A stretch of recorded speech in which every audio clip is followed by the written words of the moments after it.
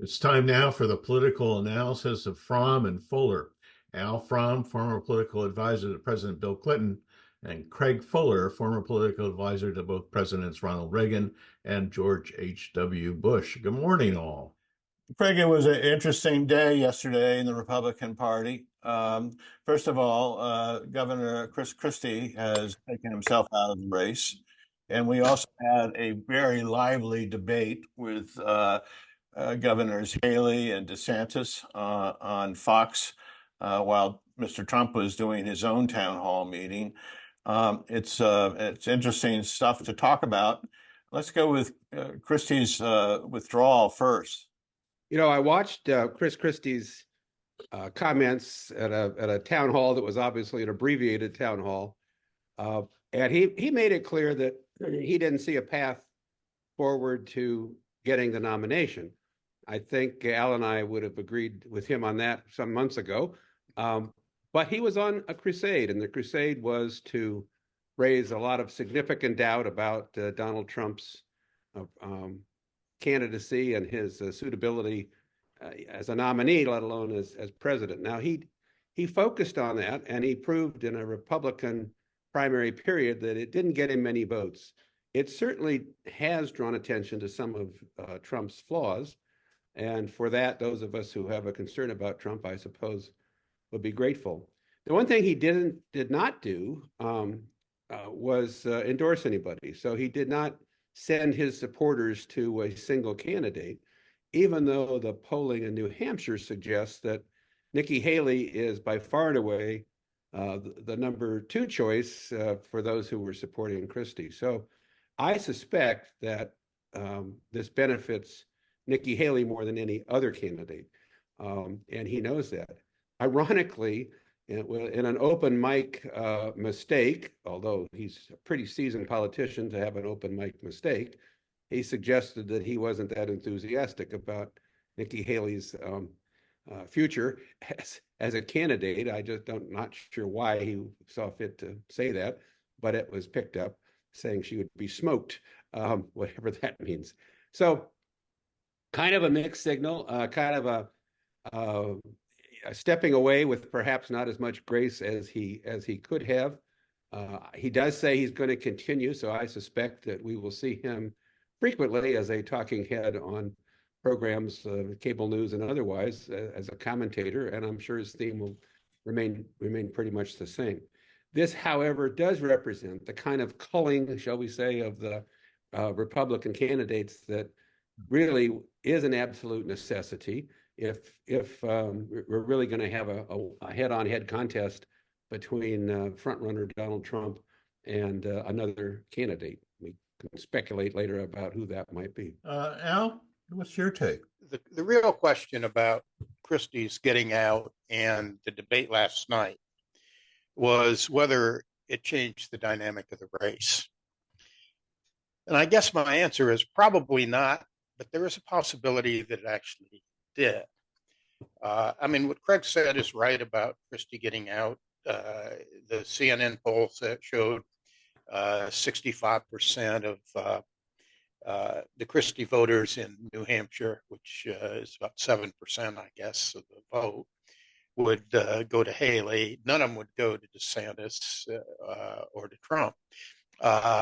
So it probably will help Haley. I think he was wise, actually, not to endorse her because Christie is sort of a two-edged sword. He cuts Trump up, but he also cuts up himself. Yeah. And so, he has the highest negative ratings among Republicans of anybody in the race. So it's not a slam dunk to get his endorsement. When I watched last night, it was a pretty testy debate. It was a good food fight. I heard a lot of commentators say they thought DeSantis won. My view was because I think Haley has a little more class and smoother. I thought she probably came out on top. But what I want to talk about the dynamic of the race and the combination of Christie and the debate a little bit.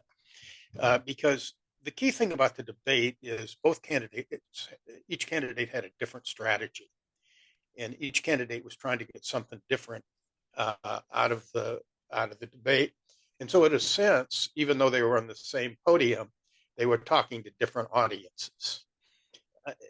DeSantis is talking to Iowa, to the conservative Iowa caucus goers. As Craig knows, they're heavily evangelical. And for DeSantis, it's really important because Iowa, he's got to survive Iowa. If he doesn't do well, he went into Iowa with high expectations. If he doesn't do well in Iowa, he's out of the race. He has no support in New Hampshire, and it's hard to see him going anyplace else. So my guess is that he really didn't help himself very much last night, not because he didn't perform better than he has in previous debates, but because of something we've talked about for over a year, which is he's had a flawed strategy. He wants to be mini Trump, and there's just no path to be mini Trump probably in Iowa. Nikki Haley, on the other hand, was talking to New Hampshire and beyond, to the greater electorate. New Hampshire is a different state. It's more moderate. Independents can vote. It's really an open primary. Independents can vote in the Republican primary. They can have crossovers. And for her, she looks at New Hampshire as a possible springboard to actually being the nominee. With Christie out, she does have a real chance of beating Trump. And her hope, and it's probably a slim one, is then she can catapult that, get more momentum, go into her home state of South Carolina, and the combination of her momentum and Trump's legal problems, maybe he'll unravel a little bit, and there's a path, and she'll have a path to the nomination. So I think if Nikki comes out of Iowa next Monday with any momentum, a strong third, or particularly if she comes out second, there's something else that could do it to change the Democratic race, okay? Because Biden isn't popular in New Hampshire. He took away New Hampshire's first in the nation primary on the Democratic side. And that is a big deal in New Hampshire. I mean, I've got a lot of friends up there from 1992, and it's a big deal because it's a lot of New Hampshire's economy is built around that primary. Mm-hmm. And I don't believe he's on the ballot. I think he can't be because of the rules of it not being a legitimate primary. And as a result, I think it's possible that if Nikki goes in there with real momentum, that a lot of the people who would have otherwise written in Biden will vote for Haley and give her a victory. But also, it will also mean that Biden has a poorer than expected showing. Craig and I have talked about the possibility of a fundamental change in the race of different of it not being a race between Trump and Biden. That's still a very slim chance. But let's just remember that in the last 24 hours, Saban and Belichick have stepped away. The best college coach ever and the best pro coach ever. So anything can happen. It's likely that Nikki Haley will do well in New Hampshire, but it probably won't change the dynamic of the race. But there's at least a slight chance that New Hampshire could really shake things up on both sides. And by Super Tuesday, we have a much different contest. Hey, Dave, could I come back to this? Because I fundamentally agree with what Al has said about the importance of New Hampshire. But before we speak again, we're going to have these Iowa caucuses. And I think it's just worth noting that they're forecasting extremely frigid weather. People actually have to go out and go to meeting rooms to engage in the caucuses. But more important than that, while there'll be a huge amount of speculation about what it means, I just ask people to recall that in 1980, George Bush won the Iowa caucuses and was out of the race against Reagan a few months later. In 2016, Ted Cruz won. And of course, his candidacy didn't go anywhere. And what the personal anguish I have is we spent a lot of time in Iowa in the run up to the 1988 election over at least 2 years, and Bush was defeated in the Iowa caucuses in 1988 by both Bob Dole and Pat Robertson, neither of whom, of course, went on to win the nomination of the Republican Party. So what Iowa means, at least for the Republican Party, is pretty speculative, although I do agree with Al that a stronger showing by Haley there really does set her up for more greater success in New Hampshire, if that's the case. But I want to ask Craig something. I mean, I sort of observe Iowa from afar, but if we do have this 30 below weather, the question is, will it affect who is it going to affect more? Because Haley's support seems to be in the metro areas and the suburban areas, and you'd think maybe those people would be able to get out a little easier than in the rural areas, where DeSantis' strength is. But I wonder what you think about that. So it has to go, I think, to the enthusiasm the Iowa caucus goer has for the candidate they're supporting.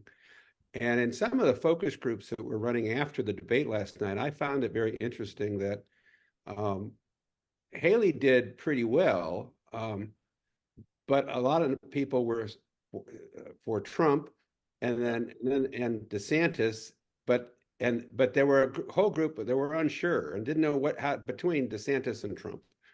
And it just seems to me that that people who want to send a signal and fight the weather are probably more in the Nikki Haley camp than in the DeSantis Trump camp.